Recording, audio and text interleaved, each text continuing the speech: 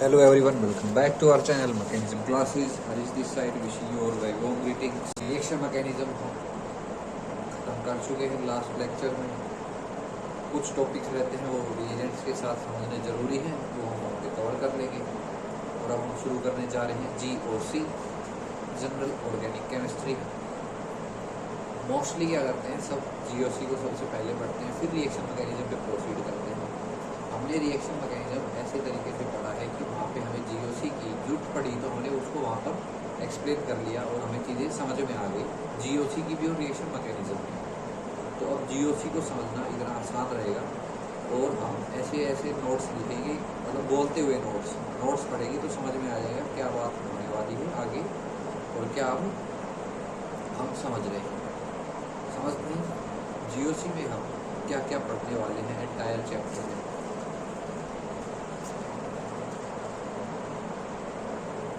GOC में हम जो पूरा चैप्टर हम पढ़ने वाले हैं, सबसे पहले हम पढ़ेंगे इलेक्ट्रॉनिक इफेक्ट्स,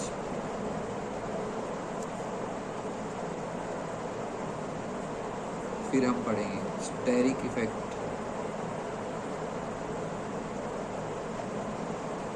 फिर पढ़ेंगे हम acid base,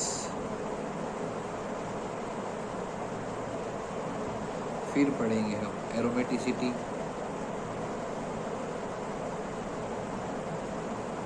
then we will discuss stability of intermediates,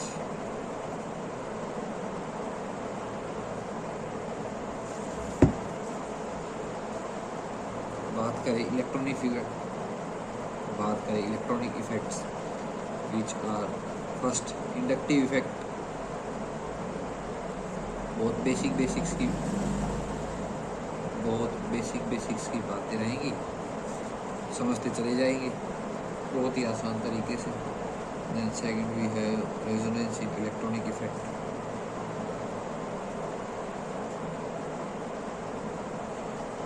third is mesomeric, fourth is hyper conjugation,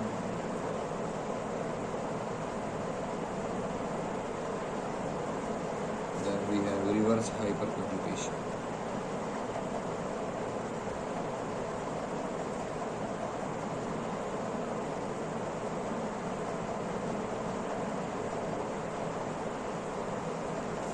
hyper conjugation तो हमने लास्ट में एलिमिनेशन रिएक्शन किया था ना कवर, रिएक्शन मैकेनिज्म में हमने वहाँ पे समझा था जितना ज़्यादा हाइपर कंजुगेशन होता है ज़्यादा स्टेबल मॉलिक्यूल। तो हम वो सब अब डिटेल्स में समझ लेंगे। स्टेरिक इफेक्ट्स के एग्जाम टाइप हैं, एक तो है SIR स्टेरिक इनिबिशन रेजोनेंस, दूसरा है स्टेरिक इनिबिशन प्रोटोनेशन SIP। ये GOC है, electronic effect, steric effect, acid base, then aromaticity and last stability of intermediate. ये चीज़ें हमें समझ में आ गई तो समझ लेना GOC एकदम अच्छे तरीके से हो जाएगी। और जो छोटे छोटे कंसेप्ट्स हम ऑर्गेनिक में इग्नोर कर देते हैं या वो हमें समझ में नहीं आ पाते हैं तो वो भी अब सब क्लियर हो जाएंगे। तो बात करते हैं इलेक्ट्रॉनिक इफेक्ट्स से। पहला क्या है, inductive effect.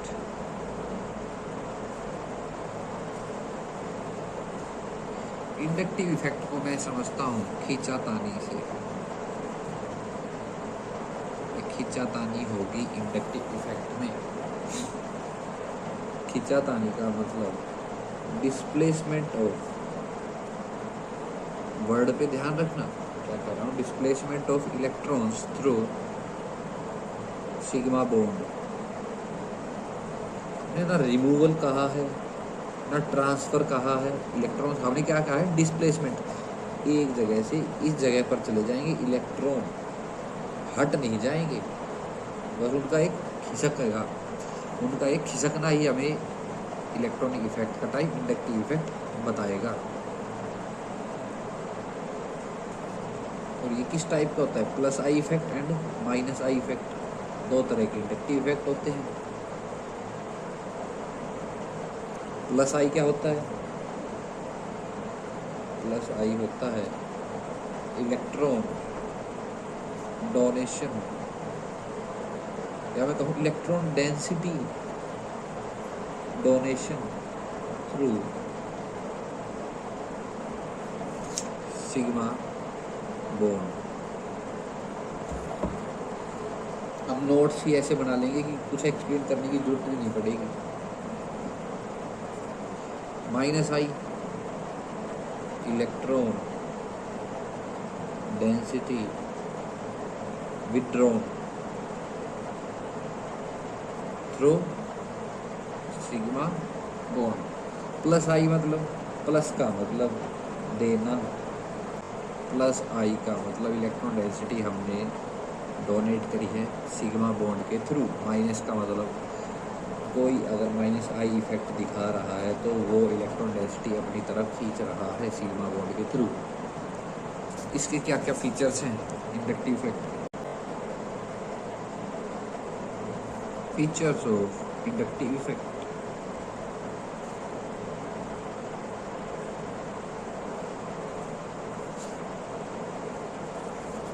First, it operates through sigma bond, ना कि पाई बॉन्ड से ऑपरेट नहीं करता, ये सिर्फ और सिर्फ सिग्मा बॉन्ड के थ्रू ही ऑपरेट करता है। Second, it operates through the chain. आप बस देखते जाओ, एग्जांपल के थ्रू मैं सब क्लियर कर दूंगा। It operates through the chain. Third, magnitude of inductive effect. Magnitude बोले तो पावर या magnitude of inductive effect. Magnitude of inductive effect decreases, क्या कह रहा हूँ, घट जाता है, decreases with increase in distance. क्यों ऐसा क्यों है भाई डिस्टेंस बढ़ गया।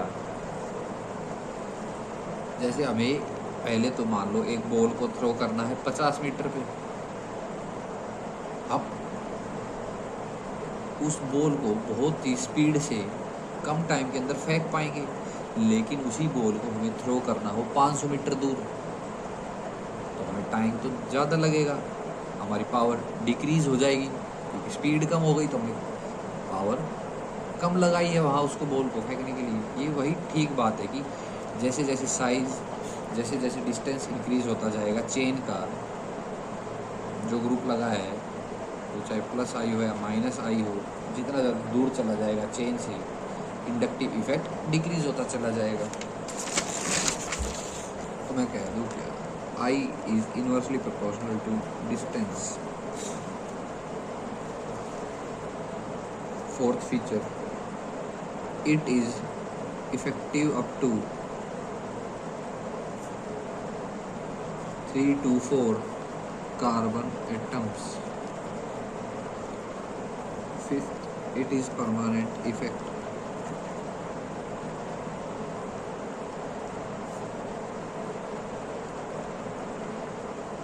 मतलब ये मॉलिक्यूल में हमेशा मौजूद रहेगा, एक आगे कैसी भी रिएक्शन हो रही हो वो कभी भी ख़त्म नहीं होगा।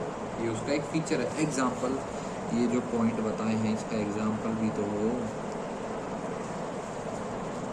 सी, ये 3 कार्बन एटम है और यहाँ जुड़ा हुआ है क्लोरीन, पहली बात। दूसरी बात, ये 3 कार्बन एटम है, चलो 4, इससे जुड़ा हुआ है MgR। अब जरा देखना फर्स्ट एग्जाम्पल में, क्लोरीन क्या है, कार्बन से ज़्यादा इलेक्ट्रोनेगेटिव एलिमेंट है, फॉर श्योर वो इलेक्ट्रॉन डेंसिटी अपनी साइड पुल करेगा। तो ये डिस्टेंस सबसे कम है तो यहाँ सबसे ज़्यादा पुलिंग होगी, फिर वहाँ डिस्टेंस बढ़ता जाएगा तो इंडक्टिव इफेक्ट कम होता चला जाएगा। ठीक है, कार्बन एटम बात करें दूसरे एग्जांपल में, तो कार्बन एटम मैग्नीशियम से क्या है, ज़्यादा इलेक्ट्रोनेगेटिव है। कार्बन एटम मैग्नीशियम से ज़्यादा इलेक्ट्रोनेगेटिव है, तो अब कार्बन खींचेगा, कार्बन सबसे ज़्यादा अपनी तरफ इलेक्ट्रॉन डेंसिटी को पुल करेगा। देखो इंडक्टिव इफेक्ट का मतलब ये नहीं है कि उसने परम सारी की सारी अपने ऊपर रख ली, हल्का सा क्या है कि वो अपनी साइड पुल कर लेता है इलेक्ट्रॉन डेंसिटी को, बाकी इलेक्ट्रॉन डेंसिटी को अपने पास ही रख लेता है। वो क्या करता है, स्लाइटली पुल कर लेता है, जिसे हमने कहा डिस्प्लेसमेंट ऑफ इलेक्ट्रॉन डेंसिटी। तो सेकंड इसमें एग्जांपल में डिस्टेंस बढ़ता गया तो प्लस आई इफेक्ट भी कम होता गया कि नहीं, इसमें और कम, और 3-4 एटम तक ही एप्लीकेबल रहेगा, उसके बाद ये एप्लीकेबल रहना बंद कर देगा। तो ये क्लोरीन क्या हुआ, जो कार्बन चेन से खींच रहा है वो है -I ग्रुप। अच्छा, अब जब कार्बन चेन खींच रही हो तो मैं क्या कहूँ, जो ग्रुप जुड़ा है वो उसको दे रहा है, देना मतलब +I ग्रुप है वो, and it shows +I effect.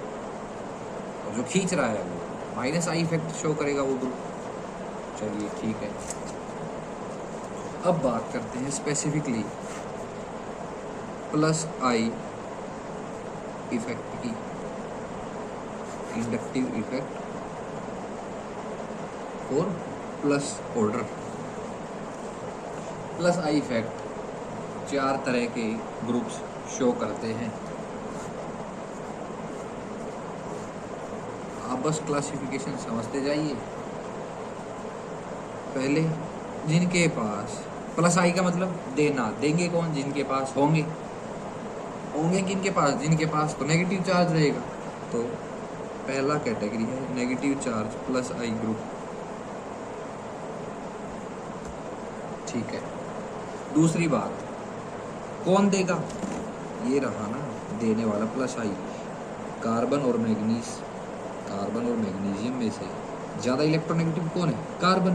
तो मैग्नीशियम क्या हुआ, कम इलेक्ट्रोनेगेटिव। तो कार्बन एटम से जुड़े हुए जो ग्रुप होंगे अगर वो कम इलेक्ट्रोनेगेटिव होंगे कार्बन से, तो वही +I इफेक्ट शो करेगा। तो क्या कह दूँ मैं, सेकंड पॉइंट, लेस इलेक्ट्रोनेगेटिव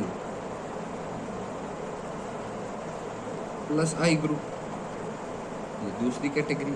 तीसरी कैटेगरी एल्काइल चेन। चौथी कैटेगरी आइसोटोप्स ऑफ हाइड्रोजन। इनके अलावा कोई भी कैटेगरी नहीं होती +I के लिए। Isotope hydrogen TDH, tritium, deuterium और हाइड्रोजन। बात करते हैं पहली कैटेगरी की, फटाफट देखते हैं। नेगेटिव चार्ज +I ग्रुप,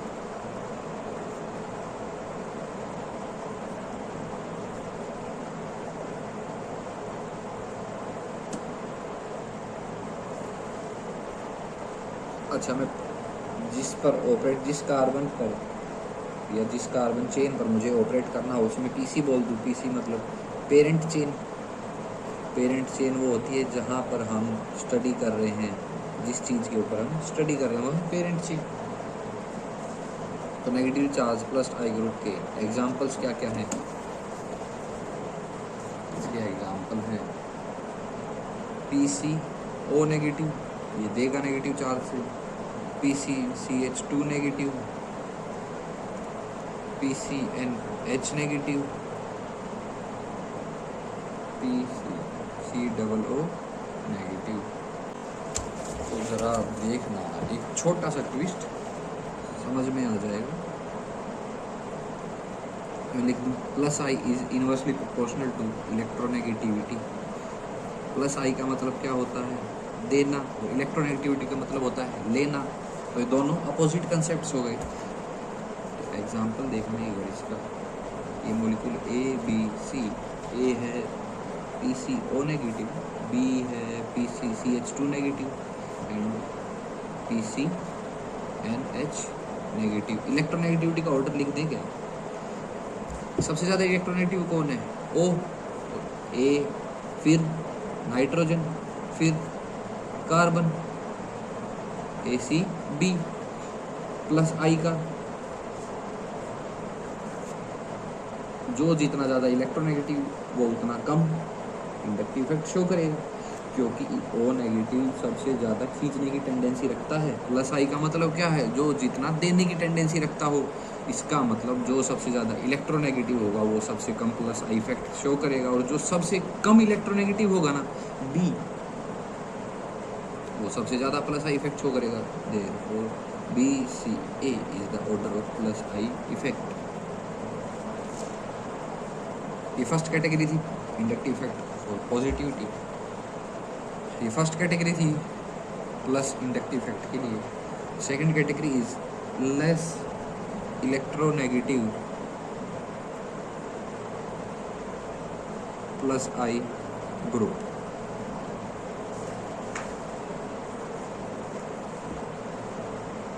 ये क्या कहता है, पेरेंट चेन के साथ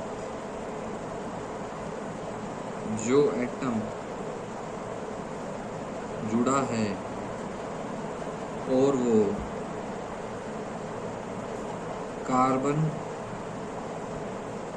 के से कम इलेक्ट्रोनेगेटिव होना चाहिए, है कि नहीं। यही तो हमने समझा था, कार्बन से अगर कम इलेक्ट्रोनेगेटिव होगा तो वो देने की टेंडेंसी रखेगा, ना कि खींचने की, क्योंकि खींचने का काम तो कार्बन करेगा। सही है इतनी बात। एग्जांपल देख लें, MgR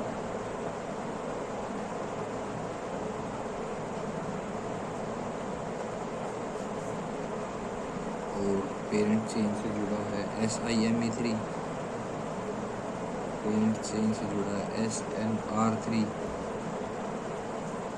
category number third, alkyl groups. Alkyl group जितने ज़्यादा उतना ज़्यादा प्लस आई इफेक्ट हमने पढ़ा भी है रिएक्शन मैकेनिज्म में। CH3 क्या करता है, प्लस आई इफेक्ट के थ्रू डोनेट करता है। तो एक कार्बन एटम पर जितनी ज़्यादा मिथाइल ग्रुप अटैच्ड होंगे, या एक मोलिक्यूल पर जितने ज़्यादा मिथाइल ग्रुप अटैच्ड होंगे, जितने ज़्यादा एल्काइल ग्रुप अटैच्ड होंगे, वो उतना ही ज़्यादा प्लस आई इफेक्ट शो करेंगे। तो मैं लिख दूँ क्या, for plus I effect 3 degree alkyl greater than 2 degree alkyl greater than 1 degree alkyl, and it is also greater than CH3 only। सही है क्या इतनी बात। चलिए ठीक है। एग्जाम्पल सोल्व करने बहुत जरूरी है।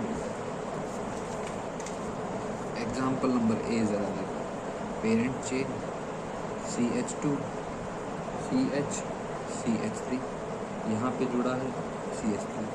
Example number B, PC CH CH3 CH2 CH3, C PC CH2 CH2 CH3, and D parent chain से जुड़े हैं CH2 देन CH3। क्वेश्चन क्या है, क्वेश्चन पूछा है, यहीं पे मैं इसका सॉल्यूशन कर दूँ, नहीं तो आगे फिर से लिखना पड़ेगा। सॉल्यूशन देखना, पहले क्वेश्चन समझो। क्वेश्चन कहता है इनको decreasing order of plus I effect में अरेंज कर दो A B C D molecule को। डिक्रीजिंग ऑर्डर मतलब सबसे पहले सबसे ज़्यादा प्लस आई इफेक्ट शो करेगा, फिर उससे कम, फिर उससे कम, फिर उससे कम। तो देखो, सबसे पहले हमें क्या करना है, डिस्टेंस का हमें पॉइंट पता है। जितना ज़्यादा दूर होते चले जाएंगे ना, उतना ज़्यादा इफेक्ट ये कम होता चला जाएगा। तो मॉलिक्यूल नंबर ए में देखो और बी में देखो, पेरेंट चेन से कार्बन एटम कितने जुड़े हुए हैं, ए मॉलिक्यूल में ओनली 1 कार्बन एटम, और उस कार्बन एटम से फिर एक और कार्बन एटम जुड़ा हुआ है। तो मतलब पेरेंट चेन से ओनली 2 एटम्स आर अटैच्ड। ठीक है। बी मॉलिक्यूल में देखो, पेरेंट चेन से जो कार्बन अटैच्ड है उससे कितने कार्बन एटम जुड़े हुए हैं, एक ये जुड़ा हुआ, एक ये जुड़ा हुआ। सी में देख लो, उससे भी एक एटम जुड़ा हुआ है, उससे भी, उससे आगे एक, तो टोटल 2। ऐसे डी में टोटल 2 जुड़े हुए हैं, लेकिन बी में क्या हुआ, टोटल कितने जुड़े हुए हैं, टोटल कितने जुड़े हैं? 3, 1 2 3।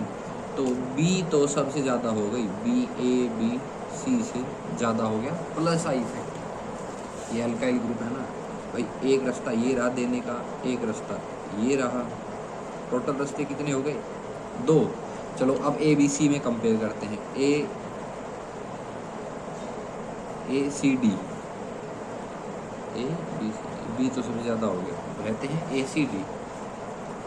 चलो ए सी डी में देखते हैं। पेरेंट चेन से एक कार्बन एक कार्बन एक कार्बन, ठीक है। दूसरे पर चलो, तो पहले का खेल ख़त्म कर दें क्या? पहले पर हमने कांटा मार दिया। दूसरे पर चलो, दूसरे पर गए, दूसरे पर देखना, दूसरे कार्बन एटम पर पहले में एक CH3 जुड़ा है, सी में कोई सब्स्टिट्यूएंट नहीं जुड़ा है, और डी में तो आगे कुछ भी नहीं है, एटलीस्ट सी में उससे आगे एक तो है। तो मैं लिख दूंगा B greater than A greater than C greater than D. Distance बढ़ता चला गया तो इंडक्टिव इफेक्ट कम होता आ जाएगा। What is the order? BACT।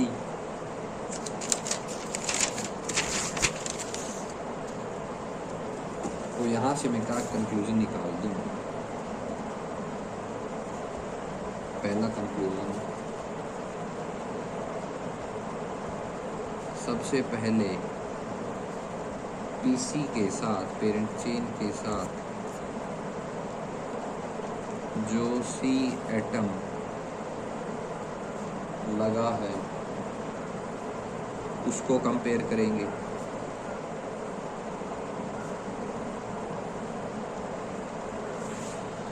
फिर प्रोसीड करेंगे। ये स्टेप नंबर 1, ये स्टेप नंबर 2। पहले स्टेप नंबर 1 से ही चलना है। देन उसके बाद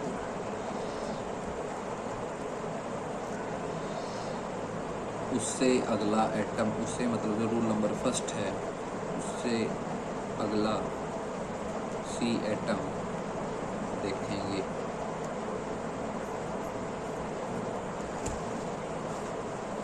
सही है इतनी बात, ये याद रहेगा कंक्लूजन। और ये है भी कंसेप्चुअली ठीक, इसमें कोई रटने की बात भी नहीं है। 4th कैटेगरी की बात करें, क्या आता है? Isotopes of. ये हमने मेरे ख्याल से रिएक्शन मैकेनिज्म में हम, हाँ, आइसोटोप्स हाइड्रोजन का पॉइंट आया था एलिमिनेशन जब कर रहे थे। Isotopes of hydrogen, TDH, tritium, deuterium और हाइड्रोजन। बॉन्ड स्ट्रेंथ हमें पता है। बॉन्ड स्ट्रेंथ का ऑर्डर क्या होता है? CT greater than CD greater than CH। तो बॉन्ड लेंथ का, जितनी ज़्यादा बॉन्ड स्ट्रेंथ उतनी कम बॉन्ड लेंथ, तो CH greater than CD greater than CT, मतलब CH की सबसे ज़्यादा बॉन्ड लेंथ, फिर CD की, फिर CT की। ज़रा ड्रॉ करना इसको। CH की सबसे ज़्यादा बॉन्ड लेंथ, फिर CD की, और फिर CT की। तो डिस्टेंस किसका बढ़ गया? CH के बीच में सबसे ज़्यादा डिस्टेंस, तो इसमें सबसे कम -I, सबसे कम +I। फिर CD में थोड़ा सा डिस्टेंस कम हुआ, तो इसमें थोड़ा सा इंडक्टिव इफेक्ट प्लस इंक्रीज हो गया। और CT में सबसे कम डिस्टेंस, तो सबसे ज़्यादा +I इफेक्ट। ऑर्डर क्या है? ऑर्डर लिख दूँ क्या? CT3 greater than CD3 greater than CH3। कोई यहाँ तक दिक्कत, कोई परेशानी नहीं है। अब सबसे मेन बात, कंसेप्ट हमने समझ ली है। अब बात करते हैं ओवरऑल ट्रेंड की। बस +I में ये याद रखना है और सबसे सारे के सारे क्वेश्चन सोल्व हो जाने हैं। ट्रेंड क्या कहता है? नेगेटिवली चार्ज, एक पर जिस पर नेगेटिव चार्ज दिख रहा है तो सबसे ज़्यादा +I इफेक्ट शो करेगा ही करेगा। Negatively charge +I greater than less electronegative, फिर एल्काइल ग्रुप, और फिर आइसोटोप्स ऑफ हाइड्रोजन। ये ऑर्डर रहेगा। तो मैं लिख देता हूँ इसका overall order. -of CH2 negative greater than -of NH greater than minus O greater than O negative greater than C double bond O negative greater than M G R. अब आगे इलेक्ट्रोनेगेटिव वाले greater than S N M E three greater than S I M E three greater than 3210 greater than T greater than D greater than H. ये order याद रखना है और ये याद भी है हमें, कोई दिक्कत यहाँ तक बिल्कुल भी नहीं है। Then now moving on the next sub part of inductive head which is minus I groups, those group which are showing minus I और माइनस इंडक्टिव इफेक्ट। माइनस का मतलब छीनना, छीनेगा कौन, जो जितना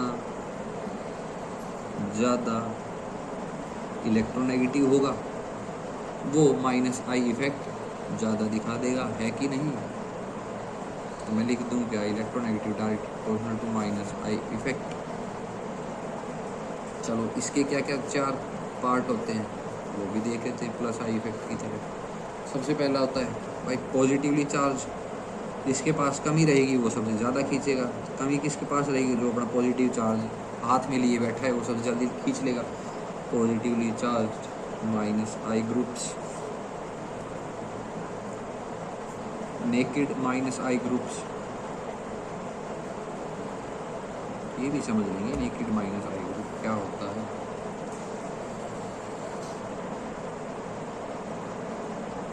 न्यूट्रल माइनस आई ग्रुप्स,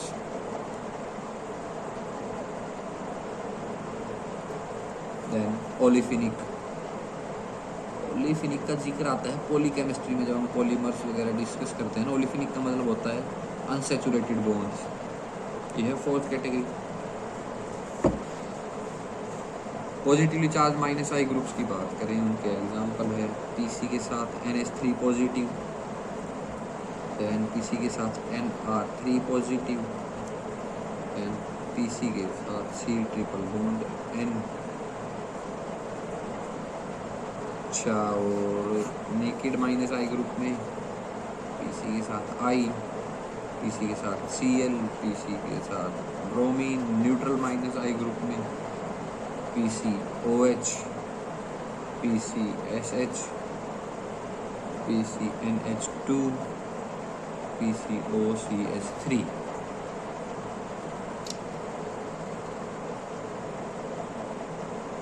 ओलिफिनिक बोले तो unsaturated bonds, PC के साथ CH3H2, पीसी से जुड़ा हुआ है C triple bond CH2, PC के से जुड़ा हुआ है benzene. These are example of minus I effects. Minus I effect check करने का रूल होता है, रूल बड़ी ध्यान से देखना, बहुत ही सिंपल सा रूल है, बस हमें स्टेप्स याद रखने हैं। फर्स्ट पॉइंट डाल के लिख लेते हैं इसको। किसका रूल है ये, for positively charge minus I group comparison. जो पॉजिटिवली चार्ज माइनस आई ग्रुप रहेंगे उनमें कैसे कंपेयर करेंगे भाई, ये पॉजिटिव चार्ज इसमें से कौन सा ज़्यादा दिखाएगा। पहला पॉइंट, पहला step, first check magnitude of positive charge. +1 है, +2 है, +3 है, जिसका ज़्यादा वो उतना ज़्यादा माइनस आई इफेक्ट शो करेगा। इफ सेम, अच्छा सेम हुआ तो if same then check element plus hybridization. समझेंगे। इफ सेम, ये भी सेम हुआ तो बॉन्ड एंगल का फैक्टर, ये भी सेम हुआ तो if same check nature of side group. समझते हैं एक एक स्टेप क्या कह रहा है। पहला स्टेप क्लियर है, बॉन्ड एंगल का फैक्टर कैसे चेक करना है? Condition to check bond angle factor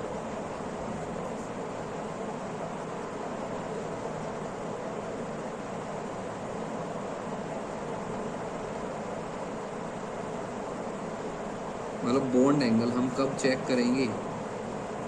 जब central atom of second period के हो, उनके बीच में कंपैरिजन कर रहे हैं तो सेकंड पीरियड के होने चाहिए। दूसरी बात, हाइब्रिडाइजेशन क्या होनी चाहिए? sp3। और सब बातों को क्लियर करते हुए जो भी डाउट है आपके मन में हाइब्रिडाइजेशन से रिलेटेड, परसेंटेज एस कैरेक्टर से रिलेटेड, तो electronegativity is directly proportional to percentage of S character directly proportional to bond angle. ये ऑर्डर हमें बिना सोचे समझे याद रखना है। Electronegativity directly proportional to percentage S character directly proportional to bond angle. Electronegativity increases along the period, मतलब C less than N less than O less than F, ये हमें मालूम है, ठीक है। और हाइब्रिडाइजेशन की बात करूँ मैं तो CsP greater than CsP2 greater than CsP3। क्या याद रखना था? इलेक्ट्रोनेगेटिविटी उसकी ही ज़्यादा होगी, इलेक्ट्रोनेगेटिविटी उसकी ही ज़्यादा होगी जिसमें परसेंटेज एस कैरेक्टर ज़्यादा होगा। तो सबसे ज़्यादा परसेंटेज एक्स कैरेक्टर sp में है, फिर p पर परसेंटेज p कैरेक्टर बढ़ने लग गया तो s कैरेक्टर कम होने लग गया, तो CsP सबसे ज़्यादा, फिर CsP2, फिर CsP3 इलेक्ट्रोनेगेटिविटी टर्म्स में, ठीक है। Nitrogen NSP greater than NSP2 greater than NSP3। यहाँ पे ये चीज़ तो ठीक है, यहाँ पे एक एक्सेप्शन आता है। एक्सेप्शन को नाम दिया है हमने वन जंप रूल। जहाँ जहाँ एक्सेप्शन हम आ रहे हैं हमने रिएक्शन मैकेनिज्म में भी और GOC में भी हमने देख लेने हैं। वन जंप रूल बात करता है इलेक्ट्रोनेगेटिविटी की। वन जंप रूल कहता है, देखो जनरली क्या होता है, left to right in a period electronegativity increase करती है, साइज बढ़ रहा है, प्रोटॉन्स बढ़ रहे हैं तो अट्रैक्शन इंक्रीज हो रही है और ना कोई एडिशनल सब सेल ऐड हो रही है। उसी लास्ट सेल में इलेक्ट्रॉन्स आते जा रहे हैं और प्रोटॉन्स भी ऐड होते जा रहे हैं तो अट्रैक्शन इंक्रीज होती जा रही है, कोई शील्डिंग के बिना, तो इलेक्ट्रोनेगेटिव ओवरऑल इंक्रीज हो रही है। ये कब है? ये रूल जब लागू है ना, जब ऑल एलिमेंट्स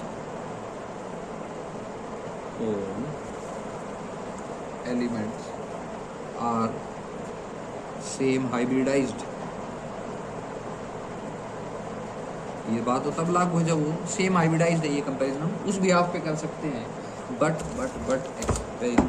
एक्सेप्शन कहता है for adjacent case in below 3 the electronegativity is reversely characterized। नीचे 3 एग्जाम्पल बनाने वाला हूँ, वहाँ पर रूल उल्टा हो जाता है। क्या है exception?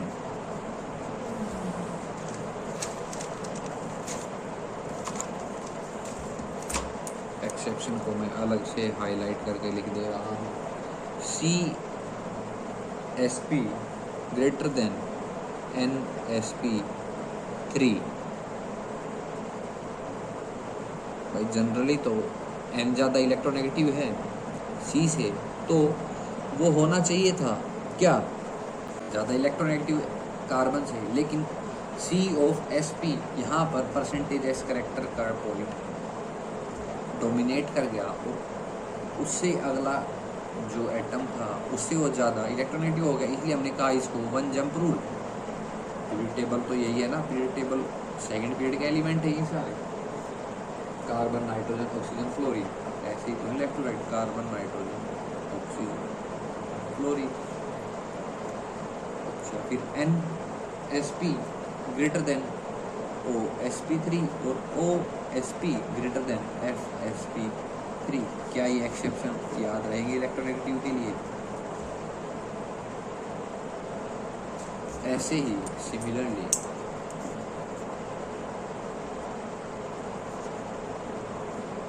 OCH3 greater than OH and SH greater than SH3।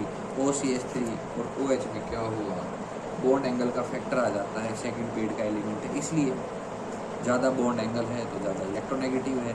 लेकिन SH और SCH3 में वहाँ पर आता है साइड ग्रुप का फैक्टर, बॉन्ड एंगल का फैक्टर वहाँ काम नहीं करता। ये एक्सेप्शन है, मैंने अलग हाईलाइट करके लिख देता हूँ, आपको सिंपली याद रख लेते हैं। बात करते हैं थर्ड कैटेगरी की, न्यूट्रल ग्रुप। उसका भी याद रखने का एक ऑर्डर है। क्या ऑर्डर है वो? एलिमेंट प्लस हाइब्रिडाइजेशन चेक करनी है, इफ सेम बॉन्ड एंगल पे चले जाना है, if same then side group. This is the order for neutral group.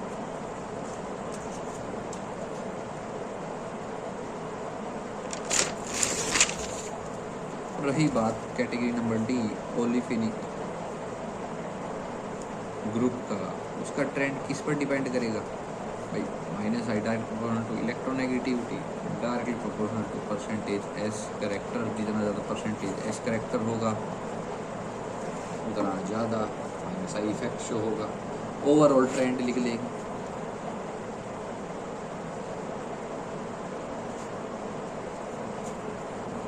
Full electropositive greater than delta positive greater than naked. और ब्रीफली मैंने इलेक्ट्रोपॉजिटिविटी में भी मैंने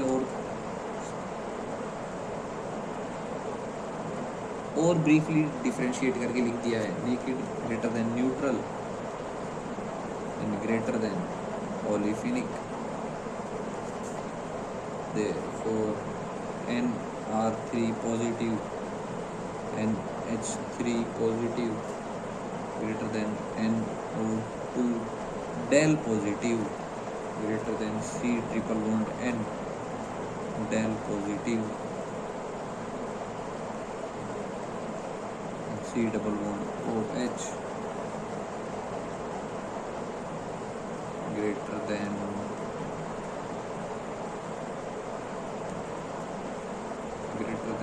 F greater than Cl greater than Br greater than minus greater than I greater than OPH greater than OCH3 greater than OH greater than C triple bond CH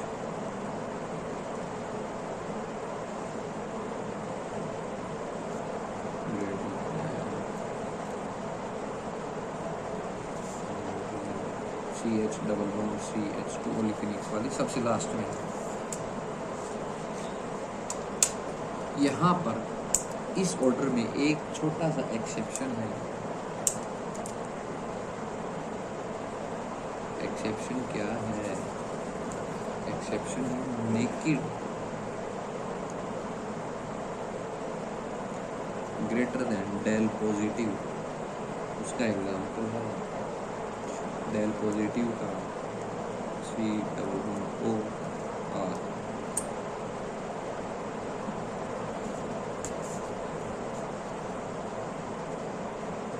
तो briefly लिख दूँ OAR greater than, simple OR greater than C double bond O R। ये exception भी छोटा सा याद रख लेना है। ये इंडक्टिव इफेक्ट जितना हो सकता था पॉइंट वाइज समझ लिया है। Now we have our next electronic effect which was resonance. Resonance क्या दिक्कत आई कि हमें ये टॉपिक हमारी पढ़ाई में आ गया? तो प्रॉब्लम पता है कहाँ से स्टार्ट हुई? Problem started from here. इससे बेसिक तो क्या ही होगा, प्रॉब्लम शुरू हुई है CH3 C single bond O, C से डबल बॉन्ड O भी अटैच्ड है। यहाँ पर जरा देखना, मैं इस बॉन्ड लेंथ को B नाम दे दूँ, इस बॉन्ड लेंथ को A नाम दे दूँ, तो हमें पता है डबल बॉन्ड जो होगा वो स्ट्रॉन्ग होता है बॉन्ड स्ट्रेंथ में कंपेयर टू सिंगल बॉन्ड। तो पाई बॉन्ड है तो इसकी बॉन्ड लेंथ कम होनी चाहिए कि नहीं होनी चाहिए? डबल बॉन्ड है तो फॉर श्योर छोटा होगा। और सिंगल बॉन्ड यानी कि B ग्रेटर देन A, ये हमारा क्या है? एक्सपेक्टेड आंसर है बॉन्ड लेंथ के टर्म्स में। लेकिन यहाँ पर जो एक्सपेरिमेंटली बॉन्ड लेंथ ऑब्जर्व हुई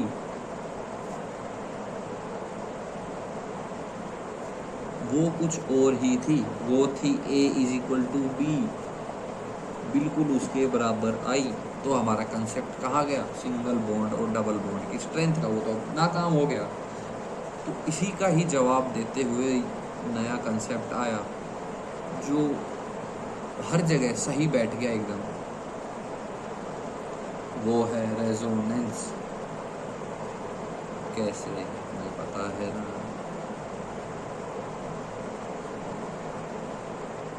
ये लोन पे फिर मूवमेंट करेंगे ऐसे, नेगेटिव चार्ज इस पर आ जाएगा तो डबल बॉन्ड यहाँ पर भी आ गया। तो ये डबल बॉन्ड की इलेक्ट्रॉन डेंसिटी ऐसे मॉलिक्यूल में घूमती रहती है, ये हमें मालूम है, लेकिन मैं बता रहा हूँ प्रॉब्लम यहाँ से शुरू हुई। तो क्या कहता हूँ, जहाँ होगा ना रेजोनेंस, वो करेगा स्टेबिलिटी को बढ़ावा देगा। रेजोनेंस मतलब स्टेबिलिटी। तो अब बात आती है factors affecting stability of resonance structures, stability of resonating structures।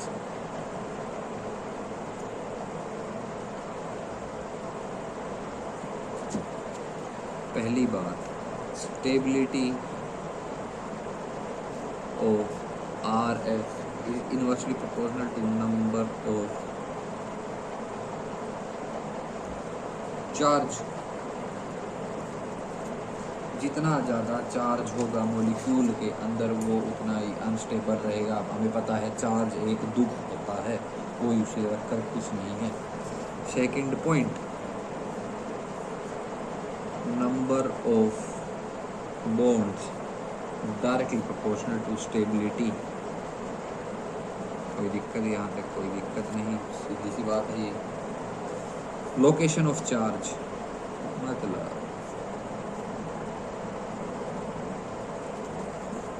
अगर नेगेटिव चार्ज है किस पर? मोर इलेक्ट्रोनेगेटिव पर, तो वो क्या है? स्टेबल।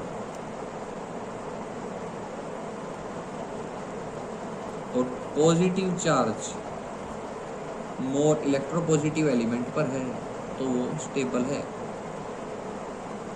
लेकिन इलेक्ट्रोनेगेटिव एटम पर पॉजिटिव चार्ज है, जैसे ऑक्सीजन पर हमने देखा था कई जगह रिएक्शन मैकेनिज्म पे उस पर पॉजिटिव चार्ज आ रहा था, तो वो हमारा अनस्टेबल मॉलिक्यूल मान रहे थे हम उसे। तो ये पॉइंट रेजोनेंस के कारण ही आता है। नेगेटिव चार्ज ज़्यादा स्टेबल होगा ज़्यादा इलेक्ट्रोनेगेटिव एटम पर, और पॉजिटिव चार्ज ज़्यादा स्टेबल होगा मोर इलेक्ट्रोपॉजिटिव एलिमेंट पर, या मैं कहूँ कम इलेक्ट्रोनेगेटिव एलिमेंट पर।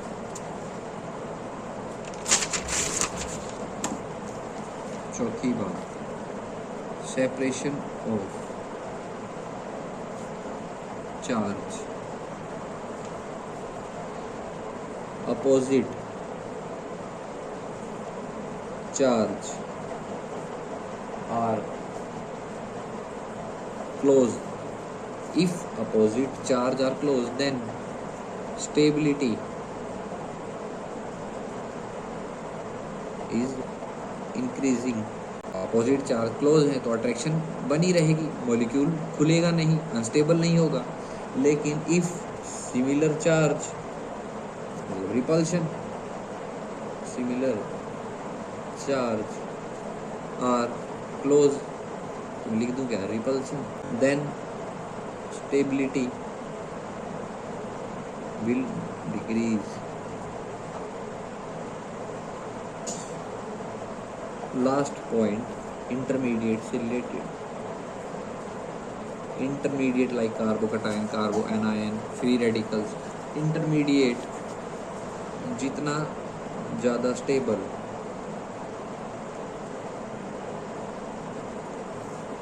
उतना ही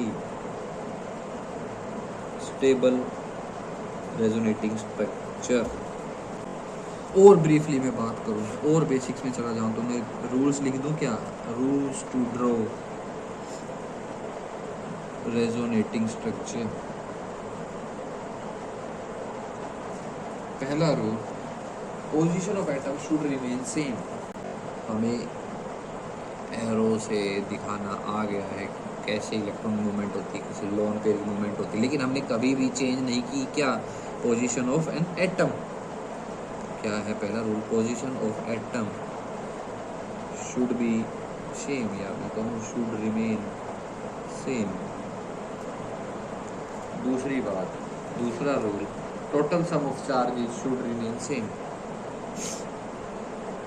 total sum of charges should remain same. भाई चार्जेस का सम ऊपर नीचे हो गया ना तो समझ लेना हमने कहीं चार्ज, या तो हमने चार्ज को ड्रॉ करने में, चार्ज को रिप्रेजेंट करने में गलती की है, या वो रेजोनेटिंग स्ट्रक्चर अनस्टेबल है। तीसरी बात, number of unpaired electron should be same.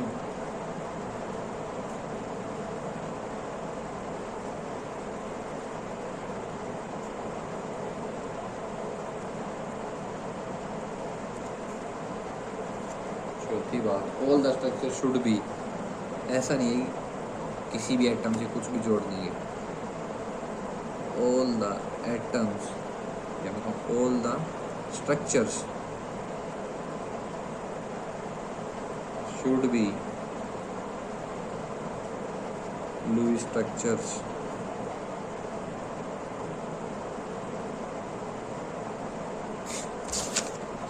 ये तो हमने बात कर ली रेजोनेटिंग स्ट्रक्चर की स्टेबिलिटी किन पर डिपेंड करेगी और हमें उन्हें बनाना कैसे है, ठीक है।